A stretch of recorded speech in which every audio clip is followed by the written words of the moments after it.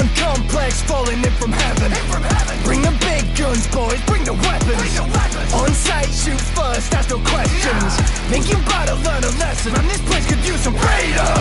Anytime, anywhere, don't need a razor. They don't understand, then we'll be here to teach ya. When you dive into hell, don't be shocked when you're face to face with demons. Lux. Freedom's Greetings, Helldivers. That was God Complex by Schwabadi, I hope I'm pronouncing that right, doing another song for a HD2 mashed cartoon that was really quite good. Link in the description below.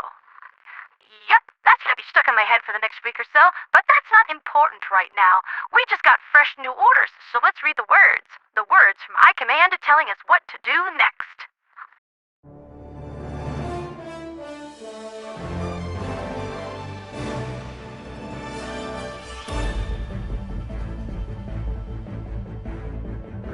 The Helldivers successfully wiped out the remaining pocket of automaton resistance in their cut-off territory while simultaneously holding the line against Terminid spread.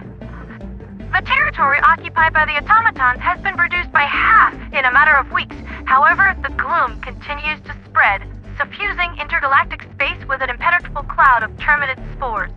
The spores seem to accelerate the spread of Terminids to planets within its vicinity. If not for the intrepid actions of the Helldivers, many more of our planets would be overrun by insect tyranny. Basically, this first part of the briefing reads like a recap. Stuff we already know, but it is always nice to be appreciated. The gigantic interstellar spore cloud known as the Gloom now occupies massive swaths of the Terminid quarantine zone. All vessels sent into the Gloom, both manned and unmanned, have ceased radio contact within minutes. None have returned.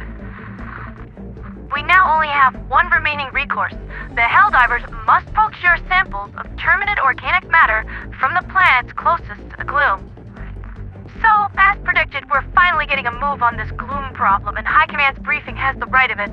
The spores of the Gloom are not only insidious and vile, but incredibly corrosive, to the point that anything that gets sent into the cloud that is not Terminid life is just immediately cheese-grated out of existence. It never has a chance. There's also the problem that the cloud is absorbing radio signals sent into it, so long-range planetary scans are just flat-out impossible.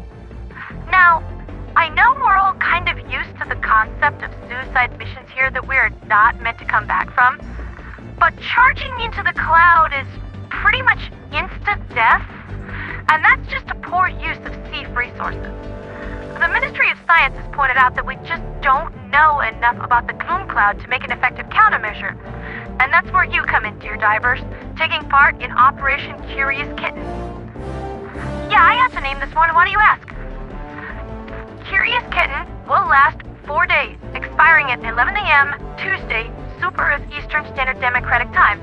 And this time around, you're pulling a sample hunt. We have to extract the following samples from the list of planets prior to the deadline for Command to call this a win.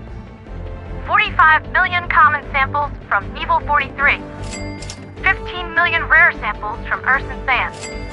10 million rare samples from Crimsica. Dang, Mr. Badgie at the GWW has the right of it. That's gonna be a painful one, requiring successful bug hunts around the clock in order to pull this off, but come on! You guys are the bug divers of the TQC! If anyone can do this, it's you. I should also mention that while all this is going on, Estanu is under attack and further dividing our focus. The Knights of Cold Steel are just exhausted after just finishing the most recent battle for the planet, and the defense is faring poorly. We might end up losing the capital of the Eastern Front at this rate, but really, there's just isn't anything that can be done about that. Of the 3 listed planets, 2 of those are mired in the gloom and are making pinky promises to be extra lethal. So don't try to exterminate the whole planet like you usually do. Stay frosty.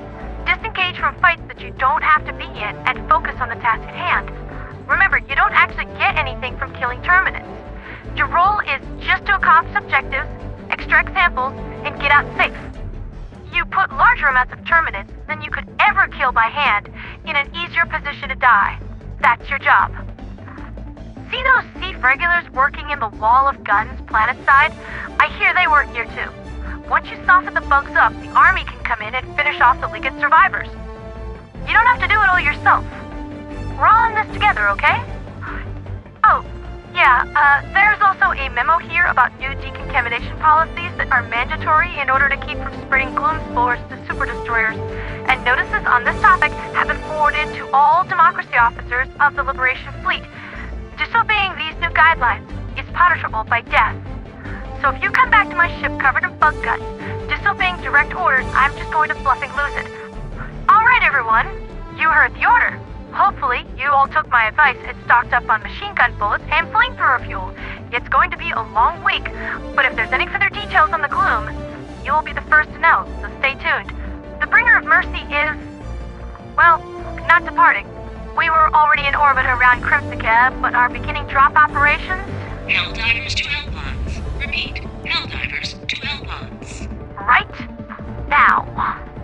For liberty, for freedom, for democracy, and for Super Earth.